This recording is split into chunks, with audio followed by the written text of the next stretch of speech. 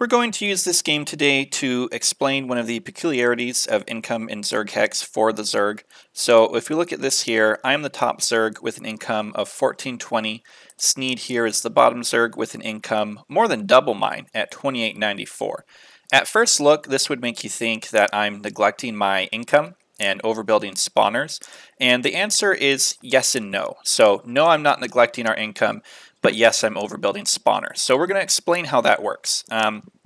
Basically what we're trying to prevent here is some people are saying just build 1 spire per overlord or 2 spires per overlord, or my rule of thumb if I had one would be 3 spires, every other overlord. But what you really need to do is look at the tooltip, because if you look at it, you see that our mineral icon is 134, our ling icon is 124. So that's pretty good balance. It's not perfect, but it's pretty good. How can that be when my ally has almost double my income? Shouldn't I be building more spires? So this is something that I think a lot of people don't understand about the way Zerg income works. So when you have a spire, you get money for that spire. But you get more money the more spawners the entire team has. Now this is combined income, and this income balance here, it's not just my income, it's together income, because it's a very team-based game. So what that means is it's okay if one Zerg builds more spires as long as the other one still builds the right amount of spawners for the income balance. So we see that Sneed has almost 4 times the number of spires that I do. But if you look at his spawners, he's got a few ling spawners here, he's got a few strikelings around here, and that's it. Then if you look at my side, I've got lings, and then I've got a whole bunch more lings. So he has more spires, but I have more spawners. What this means is that combined, our income balance, it's actually very good. Like I said, it's almost perfect, but not quite perfect. But what happens is the top Zerg has more of the army value, and the bottom Zerg has more of the income value. So combined, our income is almost perfectly balanced. It's just I have more units to play with, and Sneed has more income to play with. So I hope that you can understand that the way I've explained it, because you share income. So it's not like one Zerg needs to be building the exact same number of spires that the other Zerg is. One can be building more spawners, one can be building more spires.